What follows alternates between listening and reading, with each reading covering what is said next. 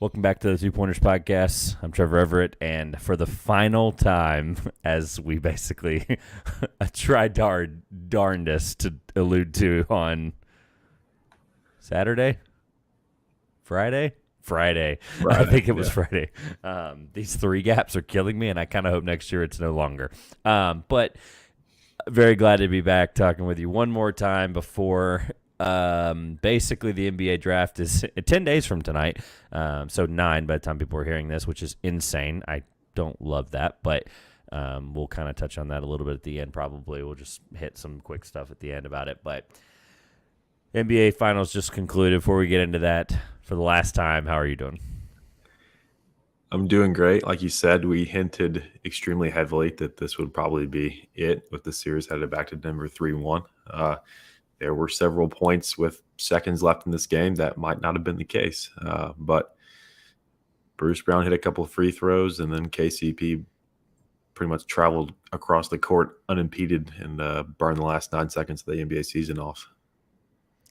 Yeah, it turns out if your last name is Brown, it doesn't have to be Jalen to win an NBA title, and I was really impressed with that. I tried to figure out a better way to send that joke on into the atmosphere, but turns out if your last name is Brown, specifically Christian Brown, you're a winner. That is his 5th title in, let me make sure I got the math right, 5 years? Not a lot of years. Yeah. Or less than, I guess it wouldn't be 5 because he won three in high school. He won the one at Kansas, but he was a multi-year player, so not 5 years. Right. But 5 titles in a span of a decade, let's just say. 3 at the high school level, 1 at Kansas, and, of course, 1 now tonight as a Denver Nugget. Turns out the difference between an NBA title is Christian Brown. So congratulations to him and the Denver Nuggets. I want to get it out there that, just let's talk about the game for, let's say 5 to 10 minutes because then we have some other things I want to get to. Because the game itself tonight it's not irrelevant, let me be clear. It is just There are some parameters and just celebration you got to give the team that won the title. But this game speaks volumes to how good Denver is. If they can win a game when they shoot 17.9% from 3 and Miami shoots 25%, and that's probably the reason we're sitting here talking about Miami not winning Game 5 and potentially going on to Game 6. Yeah, I mean, that was going to be my first point, was how many times we've seen a team close out of finals going 5 of 28 from 3 in their own building. But, I mean, when your opponent doesn't shoot well enough to offset it and really affect the outcome of the game, and has a lead through a large part of the early going, had a lead at halftime, up 7 off the top of my head, held a 1-point lead heading into the final quarter.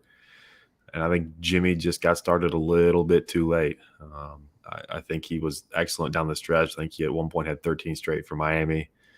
They had a couple leads there late, but it's, again, the collective effort of Denver overwhelmed whatever Jimmy had left from an individual standpoint.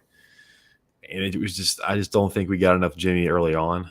There were guys that, like all series, that have kept them within a reasonable striking distance of Denver. It just wasn't quite enough. Denver, I won't say snapped out of it, but I mean, we alluded to the outside shooting. It wasn't much better just inside the 3-point line either. They need a lot of big hustle rebounds, things like that, tip balls going their way. It was ugly on the glass on both ends, plenty of missed putbacks, long rebounds, things like that. The ball happened to bounce the right way for Denver just enough to pull out at home. Yeah, I'm going to be the one to say it. I mean, I'm sure some talking head tomorrow will say it, but I think Jimmy Butler is not going to get enough flack for this game. And I don't care if there's a literally as soon as I said that, there was a viewer live, and now there is not. So probably a Miami Heat fan, and I don't care. It needs to be said. When you play 41 minutes, and again, we're going to get I wanted it to be clear, we're going to get the now they tell us ankle injury within the next 72 hours, and I'm going to giggle because it's going to sound stupid. But 41 minutes, you're the star player of your team, and you probably play the third best player on your team tonight. 5 of 18 from the field, 2 of those being 2 threes. of 12. I mean, 2 of 15 from 3.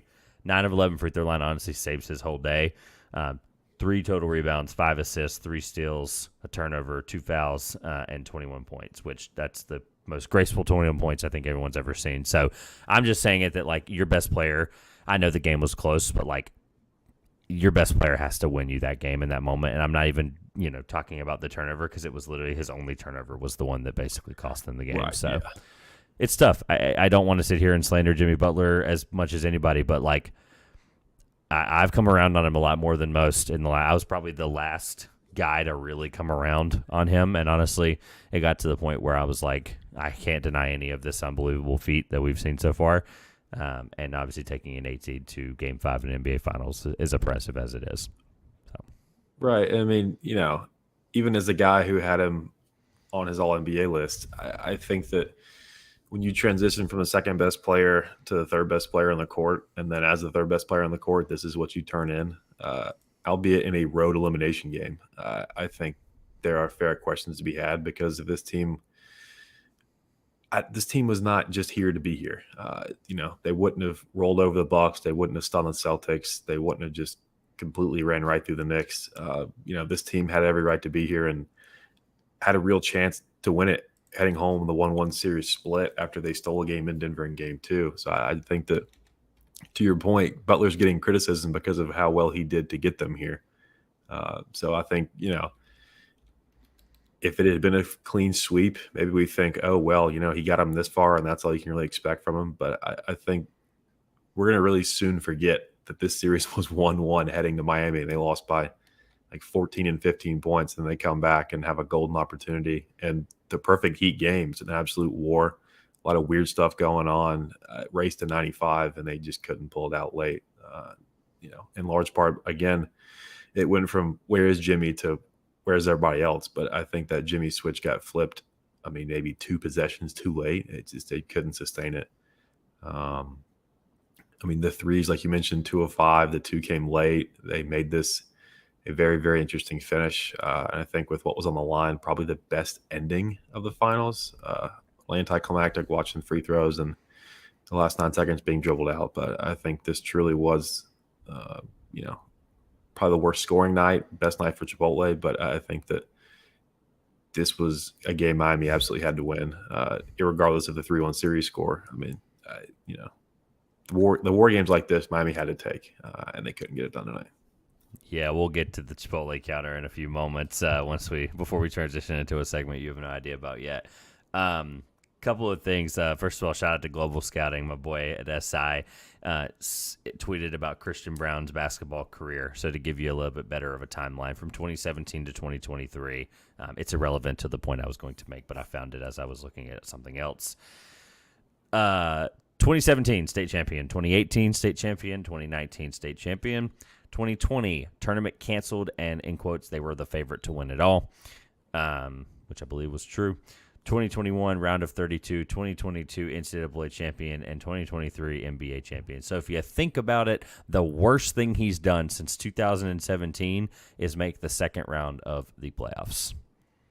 Right. In a larger format, in that format. So that would be the equivalent of basically making the finals in the NBA. Right. For those that are watching live on YouTube or on Twitter, Christian Braun is the key to success. But no, all things considered, I don't want to lay it on to Jimmy Butler before we get into Chipotle counter in just a minute. The 3-point shooting was an obvious abysmal thing that just is going to be, quote unquote, remembered from Game 5.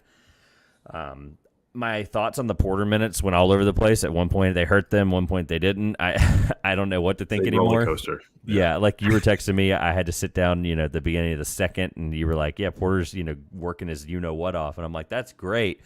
As soon as you sent the text, literally 3 minutes later, he looked like the opposite. So I was just like, "All right, I'm out." So, I will say one thing for Miami that I think is going to get I don't want to get into the NBA history, how we're going to remember this. The finals literally just ended, but I do want to address it because it's important. We're just going to go ahead and assume Jokic wins the finals MVP because I haven't even looked. It's a matter of time, right? I agree. They were down. So basically, their 69-66 lead was the first lead they had since 18-16, right? So they basically, Miami backed them against the wall. We know that, and they were able to come back and figure it out, right? They're clearly the better team. We knew that. But I have to give credit to Miami. They're the same exact team, 8 seed or not. Like, you could have told me if this was my first year watching the finals. I try not to look at it this way all the time, but it's a way to think about it. If this was my first ever NBA finals, if I was like, this is the year I'm going to get into basketball, and now I'm a Nuggets fan, right? Or now I'm a whatever, right? Right. if I had watched this Miami Heat team and I didn't know what the 8 meant next to the number, next to the name, like I would have been like, dang, these are two of the best teams in the league going at each other. Us basketball fans and analysts know that that Miami Heat is not one of the best teams in the NBA. They played like it and got here, right? There's a difference. I fully believe that. But they're the same team up 3-0 in a Boston series and they're the same team when they're down 3-1 in the NBA Finals. I have to give them full credit for that. I don't know how that compliment's going to sound to a Miami Heat fan who's probably fuming right now, but it's a compliment. Like, your team is well coached, well led, and all the jokes about the Heat culture, like, it means something. These guys know exactly what to do in these moments, even if they are out talented. Whatever, you know what I mean. Even if they are the least talented team, I think they are just always willing to be in every game and fight, and they know how to get those guys in there. So it's really impressive, and that's really all I had for Miami. Yeah, I mean, a lot of those jokes are coming from fans of the 28 other teams not on television tonight. So I think that's also a key thing to keep in mind, and specifically two franchises in the East that had very lofty expectations that were cut violently short by this exact same Miami Heat team. So, I mean, I think the general nucleus of Riley, Spo, Butler, all the role guys that stepped up and got them to this point, I think that system that has been in place that has worked for so long and clearly still works, I think will be just fine and will survive whatever Twitter torrent it undergoes tonight. But I think that, again, this is not a memorable series for Jimmy in general. If he had come back and stunned Denver late, we're talking a very different first few minutes of this thing.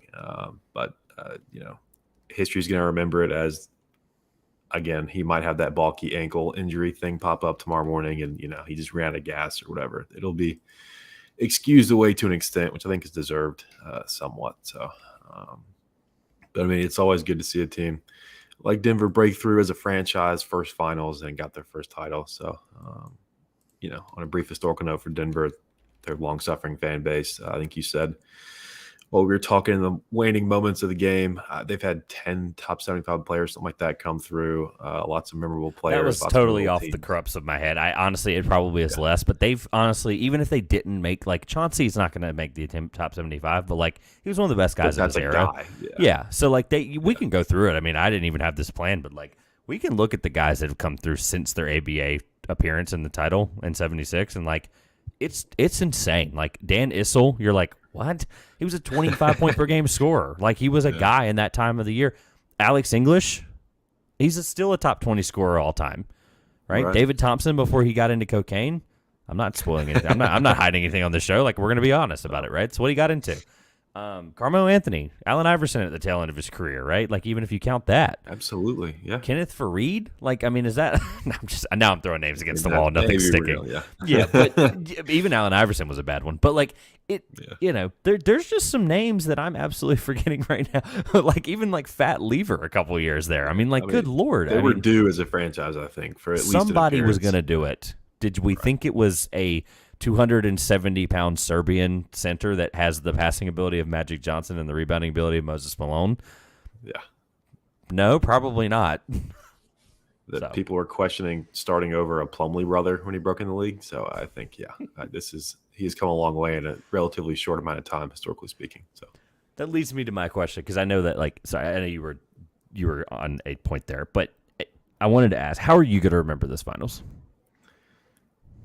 I think just a culmination of just this absolute, just almost vertical ascent from Nikola Jokic. You could argue he should have more MVPs. The fact that he's got back-to-back and it doesn't seem like he was recognized enough just speaks to how talented he is. And we'll see probably on First Take tomorrow. Somebody say that Giannis is better and they'll go at it for 25 minutes. But I think that, as we found out with Giannis, the one way to really cement your legacy, and it can come and go as quickly as you might think, is that ring that you're holding up right there.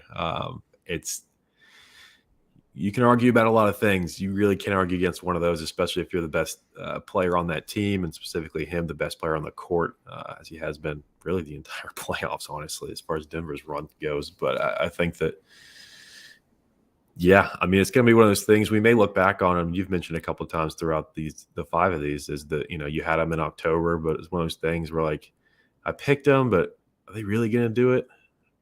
they blew that 2-0 lead against Phoenix. Are they really going to do it? Is this the team that's going to do it? And here we are. They're etched in history forever. Yeah, I don't want to dive into like his historical relevance right now, but I will say that there are people like me and Bill Simmons that love this stuff, care about this stuff, right? Like he maybe, he wrote a whole book about it. That's different, but I'm not working on my top 75 list either. And I mean, I had Jokic as a top 40 player before the title, and like people's big, and literally as soon as I said that, a live viewer clicked away. But I don't even care. Like that's not like he's a top 40 player of all time, Yeah. and Jimmy's floating with the 100. Like I really think people don't understand that. Like he's floating around that 100 number. He should be in that conversation. Yeah. I mean, and then you start getting into like Clay because of the title. It's like you can go down a really deep rabbit hole with Jimmy. So, but sticking to Jokic, 40 is not even like, I feel like you mentioned like some of the recognition stuff is interesting, but it's also like what changes for you, right? Is it's a title, right? Title is the thing. Whether even if you don't hold them, like even if there's not this beautiful pie chart that is equal to 100. It's the fact that there are guys ahead of him, and if he stays on this 6 to 7 year trajectory, that one thing will change his entire position, right? Like he's ultimately eventually going to be higher on my list than Charles Barkley. That is going to be a fact that changes something, right? He might already be higher than Kevin Garnett. There's like some weird ones that you have to start really thinking about, and I'm not going into that tonight, but like it matters, and ultimately he never wins another title. He's still one of the greatest offensive players I've ever seen. And I actually have a question that I kind of like didn't even think about trying to address. And we got on to other things and just it made sense to not talk about it yet. But who is the last player that you can honestly remember? Because our lifetime, it's 25 years of NBA. So we went through the Big Three era. Just for a recap for a little bit, we went through the Big Three era. We went through this last couple of years. We went through a dynasty with the Warriors.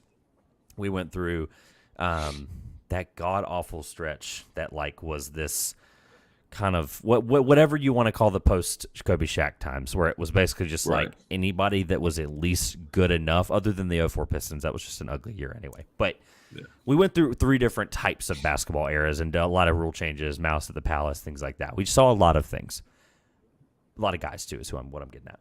Who's the last player other than LeBron that you can remember where you're watching them and you go, when they make a mistake, you're like audibly surprised, or where there's like you don't question a game of them, like a 25-11.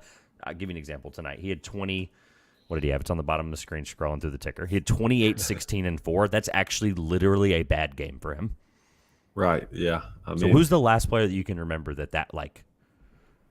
I don't think I have one. That's why I wanted to talk this out. I mean, you took out the one correct answer we can all I have to give LeBron this like just give him his piece because He does make mistakes. He makes mistakes, right? Even like Steph has 2 passes a game where you're like, what? Like, LeBron has like them 35-foot step back and all this stuff. I think the answer is Jokic. I think Jokic is the only player in the last 25 years where we just don't expect a mistake anymore. Like we really don't. He averaged 30, 14, and 7 if I read my screen correctly in the finals. Yeah, I mean, that's absurd. Honestly, 7 assists feels insanely low, but it's because Jamal Murray had him. Right. Like, exactly. It doesn't make any sense. Okay. Yeah, Murray with 8 tonight. So the right answer is none, right? Like, the right answer is no one. Yeah. Because even Chris Paul has if the bar is Jokic, then yeah. Yeah, because if we're talking like all-time, like, that's where it gets CP3 is also married to Doc Rivers, so that's the problem. Yeah. Speaking of the no title issues. Yeah. If you think of it as a player, though, like, even Chris Paul, like, because of his reputation as a true point guard and assist man, like honestly, like those turnovers were few and far in between. I know his career average does not speak for that, but like when you watch him and you understood him, So I mean, it's and we'll get into some other stuff with Jamal Murray and the assists and some other things in a minute, but it's just interesting because like I just can't watch Jokic and be like I made the Magic Johnson comment. And think about some of the things I've said about him this finals. Like Magic Johnson, top 10 big. I mean, that's like not even a question. Yeah, that answer's not even a question anymore. I mean, we could do that now, but I just don't think we need to get into it. Firm yes on that now. What was the question before? What is he? Yeah, I think after game 1 we posed the question. I was like, well, and now it's like, okay. I mean, 10, kidding me? 8? I mean, Again, now that's you start getting weird. deep in the weeds, but yeah. And that's okay because like this is the kind of stuff that you're going to spend the next 3 months talking about and thinking about because here we are. After Presti wins the draft, we got a long way till October. So. Yeah.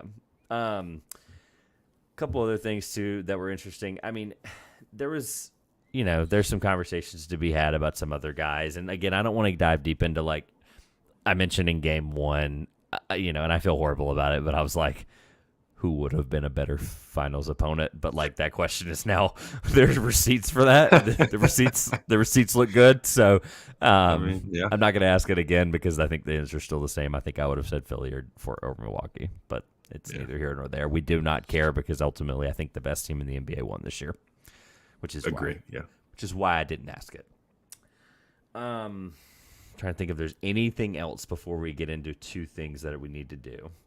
One thing down the stretch, I kind of just pondered the effect of another ring in another location for both Kyle Lowry and Kevin Love, who are guys not in their primes. They're going to be remembered as very, very, very good players. And I think that could have been a very interesting footnote as they enter the sunset years of their careers.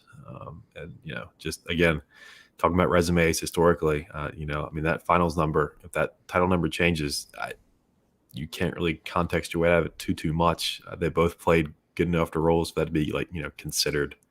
They weren't on DeAndre Jordan duty. They both played a key role in the Heat getting here. Lowry was hurt through much of the season. Love came in mid-season, but I think that if either of those two guys were absent the entire playoff run, I don't know that it got them here. And of course, that's also in context without Tyler Hero, who I think was available tonight, unless I hallucinated. I didn't see him on the court. Questionable. I was going to ask, would you have – I actually had a question that I didn't write down, but I'm glad you said that. Would you have played him if you were Eric Spoelstra? No. No. I didn't think so. Honestly. And that's not because I don't believe in Hero as a game changer and all those things, but he hadn't played in, a month? I mean, to ask him to do that. 6 weeks, was it not? At 5,500 feet, everything else going on. The guys that play in his place are more than capable of filling that void to the point where it's not the reason you lose. And I mean, like you said, 25% from three, that's just not going to win you NBA basketball games a lot of times. So, wish they had put in Haslam in the middle of the third quarter, but that's neither here nor there. Jeez. That would have been better than Zeller. Those 3 minutes were awful. He only got logged for one, which is the worst part about it. I think he did play three, but so much happened. It was like 80 seconds that it was. They only registered him for 1 minute, which is the funniest part because I remember him playing more than 1 minute. That's the funniest part about it. It felt like forever. I was like, why is he still in this game? I think that Murray 3 finally chased him. Yeah. And then obviously shout out to Omer Yurtseven as well and Nikola Jovic, who had their chance to get some experience as young guys in the NBA Finals. All jokes aside, I'm just looking at the DMP list. But, all right. Anything else from the finals, the game, the series, the playoffs, before we get into two things that I want to absolutely have time for? That's really it. Any extra warm fuzziness for KCP getting another one from you as a Lakers fan? I knew you were going to do it. You know what's funny is when he hit, what was it? Was it that three with like a minute? He hit a three, yeah. Yeah, pretty close to the end of the game where it was like, wow, that's kind of it right there. When he hit that, I'm not going to lie. We were already on StreamYard at that point. Like, I'm not going to lie. Yeah. I smirked my you-know-what off when he hit that three. I was like, it's those moments that, like, I can't get too far into it, but like, you have these moments when you watch a guy succeed after he leaves your team, and like, as long as he wasn't a just straight up dick, like you're kind of like, man, I love that dude. And KCP's one of those guys. He just, like we mentioned, availability is the best ability. LeBron said that to him after we saw that stat that blew both of our minds. Guy that played most games in 10 years. It's ridiculous to even think out loud. Absolutely. I think I was just more excited about Bruce Brown, and I have no affiliation or attachment to him. I don't think we've given him enough credit. We've given hard. All the other Browns enough credit. Hard. He was unbelievable, and honestly, you mentioned guys that got the Heat here. I don't think the Nuggets are here without Bruce Brown. As crazy as that sounds, I agree. But he's unbelievable, and honestly, he should have. I know Porter Jr. played 34 minutes tonight, but like I leaned into it last game, and Bruce Brown ended up playing 28. But they really, really should have played him over Porter, like consistently. I think we were pondering a starting lineup change at one point in this series. So I mean, I think that's all fair. Brown's shooting did not live up to that claim and stake for me. 4-14 and 0 for 5 from 3 and 2 for 4 from the line. I mean, compared to Porter Jr. though, I mean that's neighborhood. I mean, yeah. At least Porter was getting, like you mentioned earlier in the first quarter, like at least he was getting to the rack. It's like 7 of 17, but only exactly. 1 3 is like not a that 1 3 typical. was for the lead. That took lid off the building for a couple seconds. That was big as far as the grand scheme of the game. 13 boards, rebounds too, by the way. in the paint. Yeah, he was crashing boards. He had, I think, a double-double. I mean, he, like I said, when the shot's not there, I think truly great players that are bought in, locked in, they find other ways to affect the game, and he absolutely did that consistently. Now, there are lulls, like you mentioned before, which may happen because we're hyper-focused because he can't hit a shot outside the restricted area. But I think also, I think that effort translated to the stat sheet. Chipping in and rebounding, especially with Jokic and Gordon both sitting early with 2 fouls. I think there needed to be somebody that stepped up. And of course, you look at the tallest guard on the floor and you're looking like, all right, your turn. And I think he stepped up when needed tonight. All right, let's do the final hilarious, but also dumb. Very that we're slow about to night get into. for that. Yeah.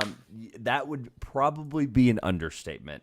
If the numbers are correct, this is the lowest game total of the series, and it's kind of not close. Game 4 was 59,400. Game 3 was 43,200. Game 2 was 75,600. And game 1 was a whopping, I didn't write it down. So, 56,700. I didn't write it down. All right.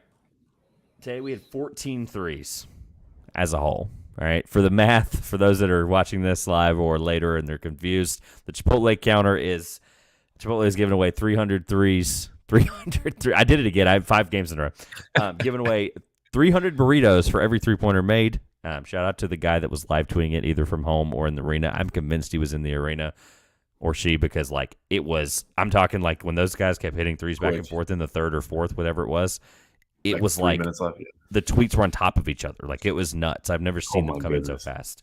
And the threes on TV were within like seconds apart. So it was crazy. 14 3-pointers made at 300 burritos per 3-pointer was for something, whatever, 100 burritos, and then times that by $9, the average chicken bowl price in North Carolina. I rounded down for those confused. $37,800 was only given away tonight by Chipotle. I say only, that's obviously probably someone's salary, but it's not a lot of money in Chipotle's case, who's $1 billion company. About that over bet. Whoops. Yes, great segue.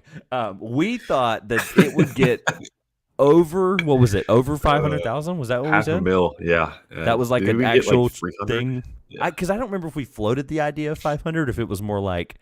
I think you set the line there, and I was like, oh, over, absolutely. Okay, all right. So it was just like a general over. This is embarrassing. I don't even know why I'm embarrassed. The series total. At least start with 3. No, it doesn't. Through game 4, we had 175,500. Adding tonight's total, we did not even get to half of the line that was set in game 1. Oh, man. We got to $213,300 in burritos, and that equates to roughly, I told you I'd do the burrito counter, and I didn't do it, so we're going to do it live. $213,300 divided by, man, this is live math. This is stressful. Divided by 300, we gave away 700. Wait, that's not right. How does the math work? Math is not mathing. Hold on. Yeah, I mean, just in general, I think that I'm confused. the 3-point shooting tonight I got it. Played into the fact that the over in this game itself was also never actually viable, which, again, led me to the belief Miami's going to win the game ugly like they have so often this postseason. But all right, what we got? You're good. I got the number finally. Yeah, it took me a second. I'm glad you kept me afloat there. We gave away. I had to divide by the dollar of the burrito, not the dollar of the. You know what I mean? 213,300. We gave away 23,700 burritos in the grand scheme of this NBA I Finals. haven't seen a single one of those tweets either. Great segue also. The final challenge, you have 24 hours from the time that this podcast goes live on Apple and Jump Spotify on Photoshop and YouTube. You have 24 hours to make sure that is what you send us a tweet of. You'll see. I want to see a screenshot of the text that says you won the burrito. You get a $10 Chipotle gift card. Either of our Twitters on the screen or 2 pointers as well. All right. I want to throw this at you, and this is going to be the thing that we close out the year with because I think it's so fitting. It was one of the first things I did this year, and it was probably one of the most viral things I did this year, so we're going to do it again. Shout out to Pick a Side for the inspiration for this. But a guy that had an unbelievable finals that we basically didn't talk about, and I did it on purpose because I wasn't going to bring him up to spoil this final segment. I wanted you to kind of lead it with it, and we didn't talk about him, so that's okay. Guy had an unbelievable finals. Don't have his final stats in front of me. That's okay. I'll put them in post-production if I can get them up in time. But he had 14 points tonight. 6 turnovers hurts, but it was a game finals series clinching game. Right. Plus 12. He had 8 assists, 8 rebounds, 14 points, 1 steal. Jamal Murray is going to be remembered for this finals for a really good reason, and I think he's now back in the conversation as one of the best guards in the league, and it needs to be had that because of the injuries, it's not a fair criticism on his part.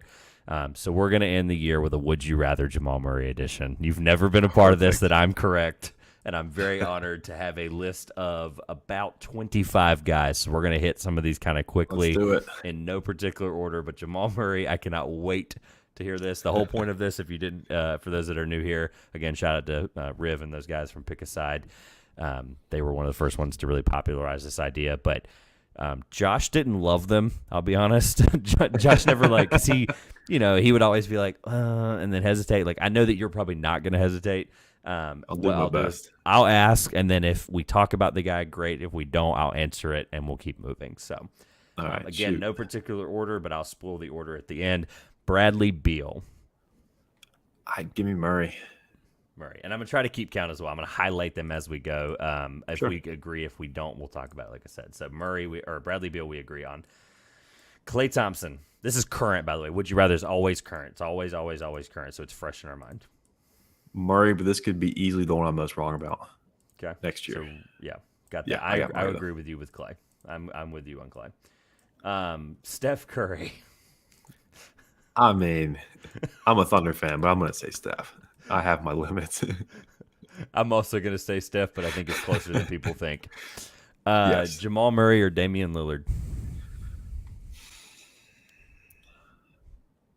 For those of you watching I get to live. know what team Damian Lillard's on because I look into a crystal ball. I think Dame. I think that he's going to be woefully underappreciated just based on the purgatory he continues to keep himself in. But again, even as a Thunder fan, I have to give due respect where it's deserved, and that's certainly a description that fits Damian Lillard. So I'll take Lillard. I'm going to take Jamal Murray.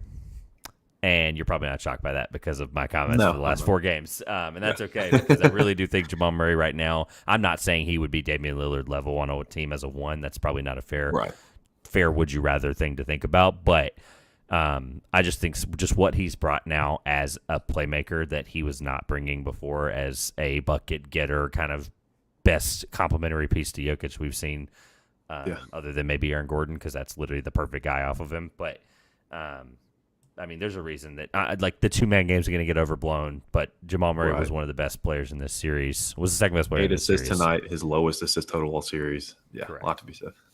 All right, so we disagree on Dame. I'll leave that one blank. Anthony Edwards. Murray. I agree. Yeah, if they're talking right now, I got to take Murray.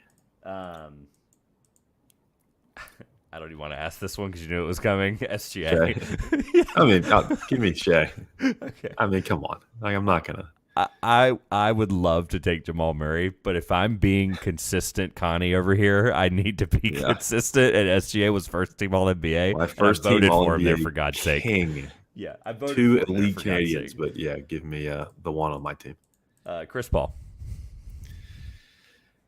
I mean, I love Chris, but Murray, I just yeah. Some of these I don't want to force anything because it's like right. If we agree, great, but like we could debate Chris Paul. I'm sure we could probably really think about it. The fun part, would you rather, is kind of not debating it because it's like it leaves more to be had. Kind of. Devin Booker. Well, I know an answer getting kicked off of here.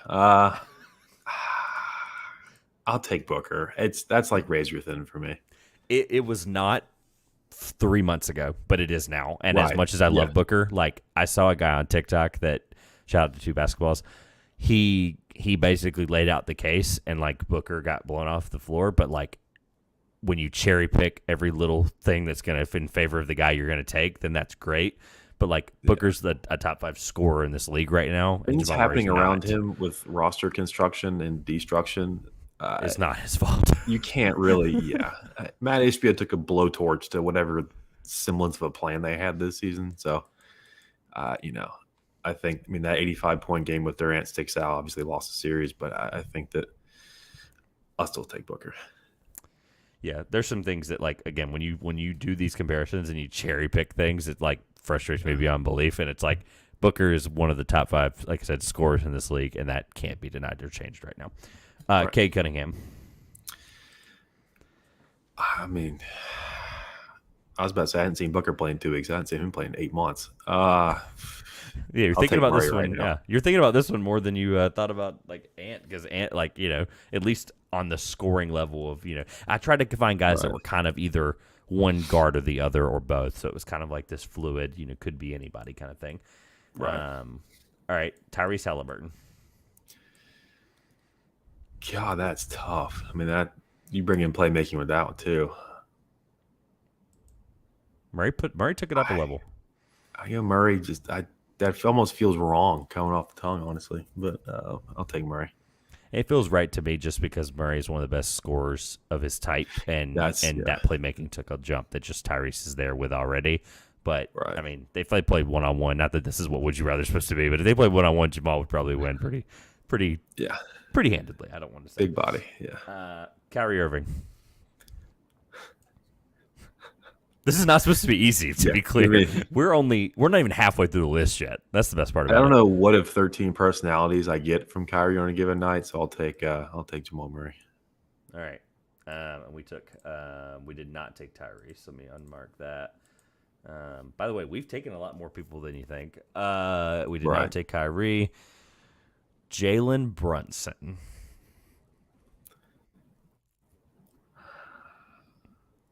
Believe me or I know not, he's technically a 1 now, but I've got to go Murray. Like I feel like the list at the end of this should be pretty short ahead of him. It might be 1 or 2 too short, but yeah, I'm taking Murray. okay. I'm gonna agree, but I'm not gonna lie to you. It was one of the hardest ones I had to think about making this list. That's tough. It's hard because again, Nick's audience around these parts, I may lose a few downloads this week. That's your okay. TikTok comments, yeah. It's okay, but like let's see it for another year, I guess would be my point. That's fair. Yeah. I'd love Change to the see that. scenery, new system, all these things. Yeah. Speaking of guy we'd love to see another year of, De'Aaron Fox. I love it. You're thinking about these more than I thought you would. These this is are good. tough. This is just some of the best guards in the league. I just pulled a list. That was all I did. This is not like I picked. I don't try to like cherry pick these. I try to just give them to you and see what happens. I'll take Fox because I think what we saw from this season can be replicated. Okay, I'll take Murray. I really do think that the clutch That was stuff, one all these we things. Yeah. disagreed on. So I want to put a little disagree right there. And then You who better else turn did we that purple light disagree off, on? then. Yeah, right. Who do we disagree? That's the Lakers purple. Who did we disagree on? So we agreed on Brunson. We agreed on Kyrie. We agreed on Tyrese, Cade.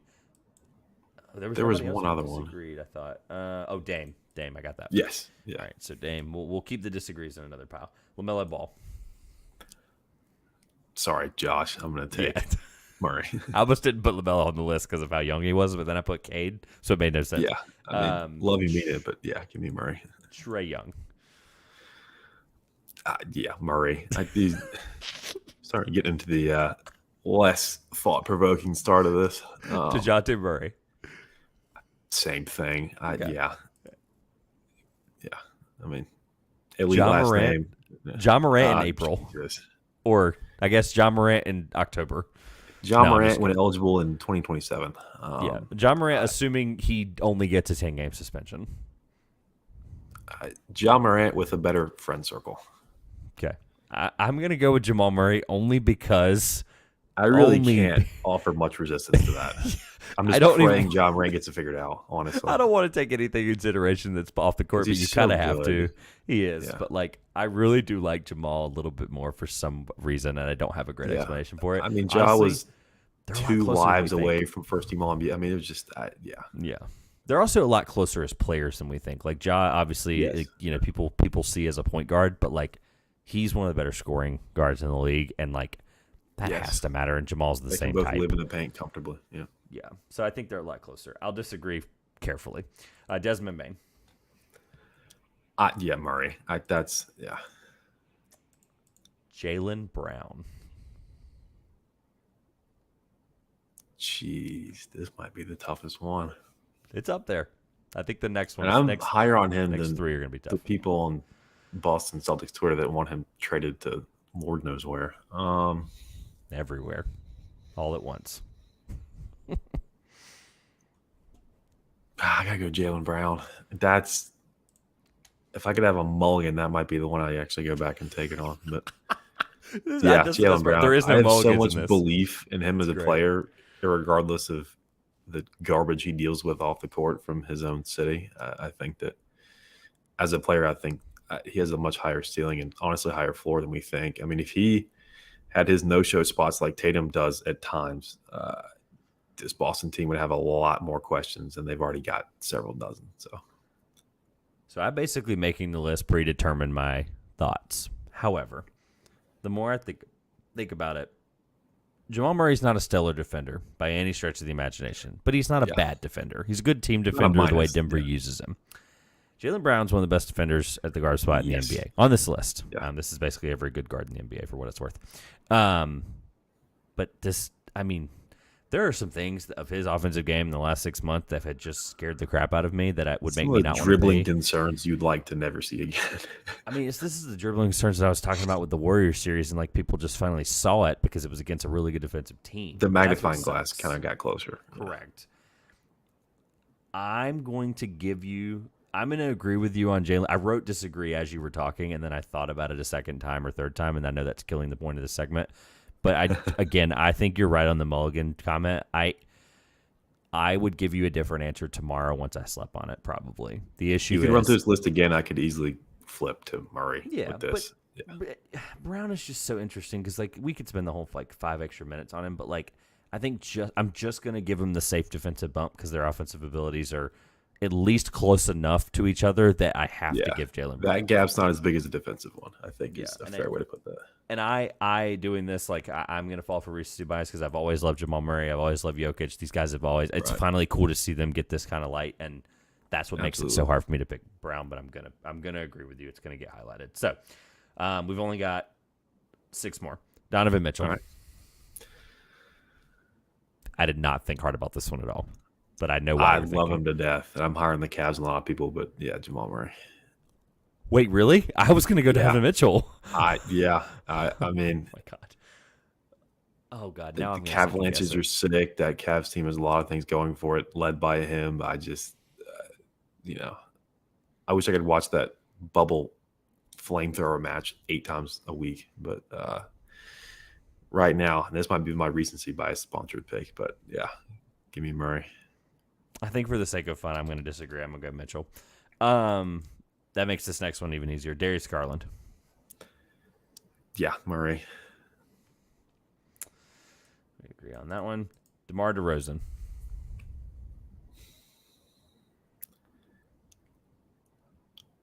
Murray.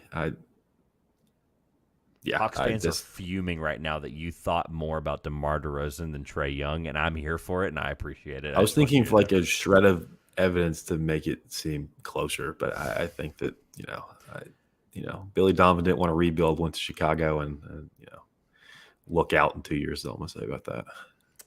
Drew Holiday. Jamal Murray. Now again, the defense part, that's okay to first team All NBA defense, but I think that didn't he have like a 40-point game this year at some point? I remember some offensive explosion from him a couple times, I think.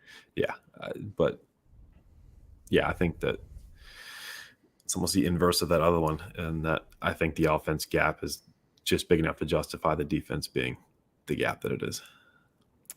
Tyrese Maxey. He might be one of my favorite non-Thunder players, but I've still got to go Jamal Murray right now. Does he remind you of Jamal Murray a little bit? I get those flashes some. I mean, the collegiate lineage and all these things. I didn't even think about that. I'm so glad you said that. I didn't even think about that. Yeah. It is kind of weird how similar of a player they are. Right. Last one. All right. James Harden.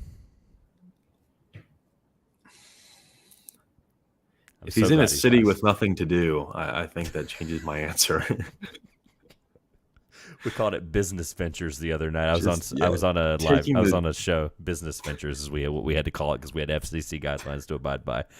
Just taking the geographic average that presents itself over the course of the NBA schedule. I might be clinging to previous Harden. I'm going to take Harden, but it really could. I mean, if his, I won't say work ethic. That's too strong of a thing to go after. But some of his indifferent periods throughout his career, especially recently, have me concerned for not only now, but his legacy in total being damaged even a little bit, because that would just be an absolute shame for how good he was for so long. It's an unfair question. I'm gonna go with Jamal Murray because honestly, the either answer is correct and it's okay. It's not any knock on Jamal Murray. It's also not any knock on Harden for the fact that even as a playmaker this year, like even as a playmaker in the last 2 or 3 years, like he can still give you 35 when he needs to, and he showed that a couple times. Harden's game one against Boston comes immediately back to memory. Correct. Which, yeah. Throwing the 1, 2, 3, 4, 5 disagreements for the sake. This is not a fair question to you, but I'm just curious your answer. How many? Yeah.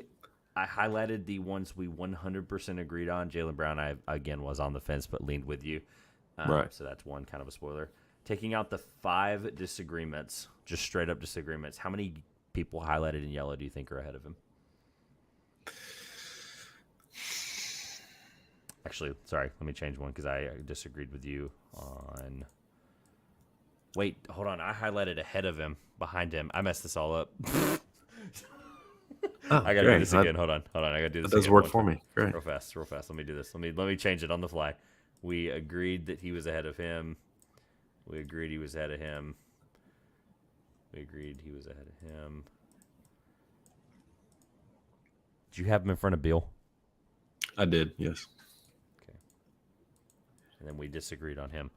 Okay. I think he's firmly between 5 and 10. I think that's where he deserves to be in the grand scheme of guards in the NBA. This list right, I think he's literally going to be 4th. Really? If he took disagreements out. Because disagreements, we had a lot of, we could redo these lists when we have less live time here because we're live for almost 50 minutes. But we agreed on Jaylen Brown. We agreed on Devin Booker. We agreed on SGA. We agreed on Steph. And that's it. I'm comfortable with those, though. Like, I really don't feel unsure about any of those. So disagreements were Clay. Potentially. But, disagreements were Clay, Dame, De'Aaron, Ja, Mitchell, Harden. That's a scary list. I feel good about right.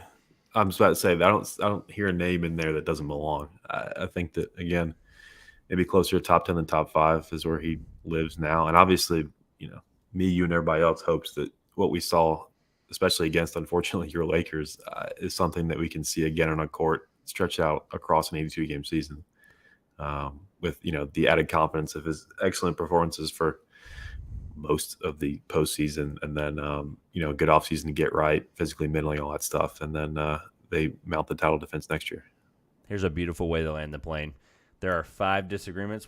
Actually, let me make sure I counted them right after I flipped them. So there was 1, 2, 3, 4, 5, 6 disagreements. There was 4 guys highlighted.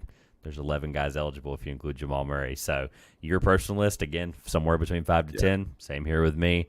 I think it's a beautiful way to say that there's basically, we had to just use our brains together for this one. Right. I think it's a more fun way to do it. I'm not trying to keep track of 2 lists at midnight, but we basically had him as the 5th best combo guard in the league, which I think is pretty fair. So I have no qualms about that. Yeah.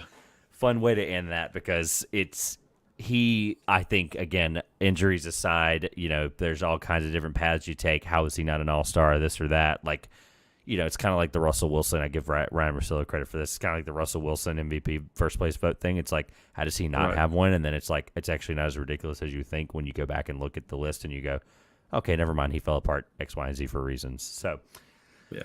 All right. Any beautiful last-minute monologue send-off that you'd like to give the NBA season at technically on June 13th, because it's now the next day. We missed our hard exit time. Whoops. It's okay. Jamal Murray's going to do that. I'm going to manifest Taylor Hendricks in blue and orange and white one more time. I don't know how he's going to fall to 12. Hopefully we move up with the 11 billion first we still have now that we own the future of the Denver Nuggets. But I think, full faith in Sam Presti. I'll be watching. I got full faith in whether it's Lively, Hendricks, Bilal, anybody. I think I'll be even more excited about the Thunder. They're adding this Chet Holmgren kid next year. I hear he's okay too. So, like I was trolling in our Dynasty group message just the last time I watched a team win a title before OKC gets one. So, be looking forward to be back here next year. Probably a lot more visceral my reactions to the NBA champion Oklahoma City Thunder. Yeah, I won't have FCC rules, but YouTube has its own rules, so we'll figure it out when we get there. Man, it's been an unbelievable year. I don't want to be long-winded because I've got a couple things that we both need to plug. But honestly, just what a grind of an NBA season. I look forward to it every year. And then I look forward to the time off every single year as well. Oh, absolutely. Yeah. It's this weird balance that I'm very thankful for. And, all things considered, it's so funny. The NBA Finals ends tonight, and it's the same day I get a text about my deadlines for a college basketball magazine are due soon. So it's kind of like there is no break. There is no, time to breathe. But let me plug away so that you can have the last plug of the NBA season as the last guest of the NBA season. Couple things are going to be coming for those of you joining live at the last minute here. We are going to get out of here shortly, but please stick around for the plugs live. 2-pointers, as always. That SeatGeek promo will go on throughout the summer. It'll be posted on Twitter and Instagram and everything. It'll be also in the bottom of any podcast we do moving forward. I'll have a little how we remember this NBA season, good, bad, ugly article coming out. I'd like to promise you it's tomorrow, but I'll be real, it's not. It'll be out this week. Sometime between now and Friday, so look forward to that on house-enterprise.com. Big thank you to Will and all the guys at the website at House Enterprise for the opportunity and the partnership this year. Thank you for all of the lovely visuals you see on the screen, all of the Chipotle counters, the Would You Rathers, the subscribe to the 1009 podcast that I'll leave up now until I'm almost done. Mock drafts and things are coming. The NBA draft is 9 days away as you're going to be hearing this when it goes out. A lot of really fun stuff coming. I appreciate all the love and support of the last year. It's a really, really bittersweet thing. I don't know why I'm acting like it's over because it's literally going to be a draft chat's coming out in like 3 days probably. Mock drafts are coming out. Trivia Showdown begins here very, very, very, very, very soon. The moment free agency's over, that next Wednesday will be a Trivia Showdown. So it's going to be a lot of fun. If Josh is up to it, I'd like to have you back again for that. So with that being said, I can plug any other time after this. Plug away for the final time this year. Quickly. I've got a just general sports podcast with a couple of college roommates, the 1009 podcast. We're Clemson biased, ACC leaning, all that good stuff. We'll be back at it tomorrow recording. Get some college baseball reactions in. Things like Oral Roberts, a 4 seed, making it to Omaha. It's like the 4th time ever. Just crazy, crazy stuff. Football rumor season heating up. We got a Panthers fan, so they're new. Large in talent, maybe not stature. Quarterback has been making some good throws as they ramp up OTAs and all those things. So we're on Twitter at the 1009, creeping up on 500 followers on Twitter and 1,000 downloads. So if you guys want to chip away at either of those figures, I greatly appreciate it. And then quickly on the really way out, it's been great to be around again. I've been a friend of the 2-Pointers podcast for a while now, and I'm always appreciative of the opportunities I get to be on here, especially after the finals. All 5 of these games, we kind of hinted at the beginning of the series we probably wouldn't do 7 of these, but it's been great to do 5 of these and just be able to be a part of this throughout the whole season with the things I'm able to jump on here and do with Trevor. And if Josh would like to extend me the privilege of smoking me in trivia, then I'm definitely up for it. Yeah, he'll get a text in the morning. Thank you so much for being back on again. Thanks for sticking out with me, doing these even until the wee hours of the next morning. For the final time, I don't know why, again, this is not some like sad, emotional final send-off for a sitcom, but for the final time, congratulations to the Denver Nuggets and the 2023 NBA Finals. This has been the Two Pointers Podcast. I'm Trevor Everett. We'll see you later.